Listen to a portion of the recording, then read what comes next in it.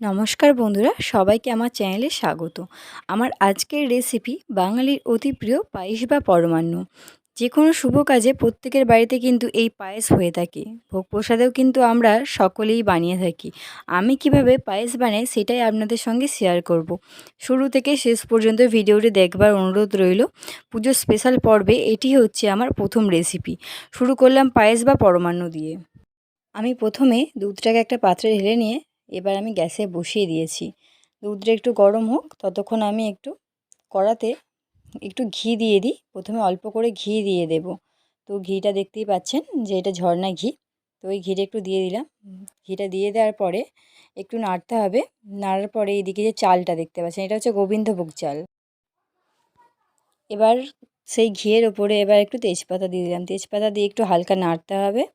নাড়া হয়ে গেলে তো একটু ভালো করে একটু নাড়তে হবে। নাড়া হয়ে গেলে ওই যে গোবিন্দভোগ চালটি যেটা আর কি দেখালাম, ওটা একটু ভেজে নিতে হবে। ভালো করে একটু লাল লাল করে হালকা ভেজে নিতে হবে। তো দেখতেই পাচ্ছেন একটু ভালো করে না ভাজলে স্বাদটা ঠিক আসবে না।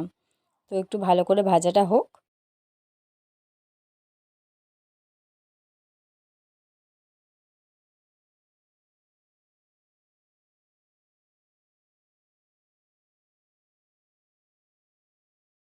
চালটা পুরোপুরি ভাজা হয়ে গেছে। আর এই যে দুধটা যে গরম করতে দিয়েছিলাম আর এই যে চালটা নামিয়ে নিয়েছি। নামিয়ে নেওয়ার পরে এবার চালটা আমি ওই যে দুধটা গরম হচ্ছে তার মধ্যে দিয়ে দেব। তো আমি চালটা দিয়ে দিচ্ছি। পুরো দিয়ে দেওয়া হয়ে গেলে এবার নাড়তে হবে। তো দেখতে পাচ্ছেন আমি নাড়ছি। তো এর মধ্যে এলাচ দিয়ে দিতে হবে। এলাচটা এই 4-5টা এলাচ দিয়ে দেবেন দুধটার মধ্যে। দিয়ে একটু ভালো করে নাড়বেন। তো দেখতে পাচ্ছেন ফুটে আসছে।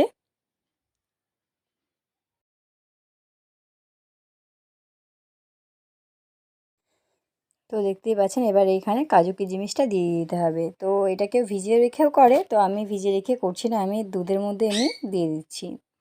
তো আপনারা এরকমভাবে করতে পারেন বা আপনাদের পছন্দ মতো। এবার একটু পাত্রেতে এবার আমি একটু দুধ নিয়েছি, তার মধ্যে একটু আমুলের পাউডার দুধ নিয়েছি। পাউডার দুধ নিয়ে একটু ভালো করে মিশিয়ে নিতে হবে।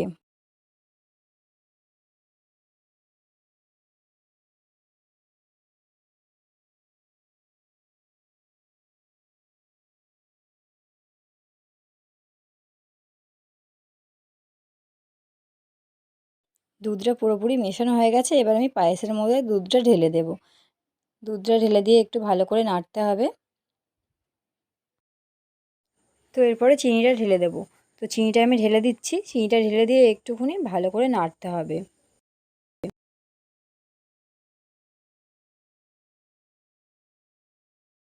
তো পায়েসটা পুরোপুরিভাবে হয়ে গেছে। তো আপনাদেরকে একটু দেখাই আমি। তো দেখুন পায়েসটা নামিয়ে নেওয়া হয়েছে। এবার একটু এর উপরে ঘি দিয়ে দিচ্ছি। দিয়ে দিচ্ছি।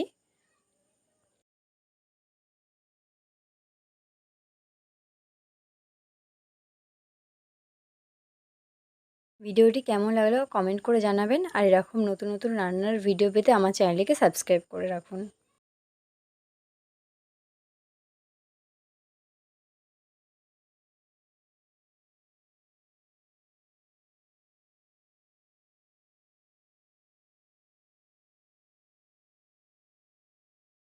তো পায়েসটা পুরোপুরিভাবে হয়ে গেছে।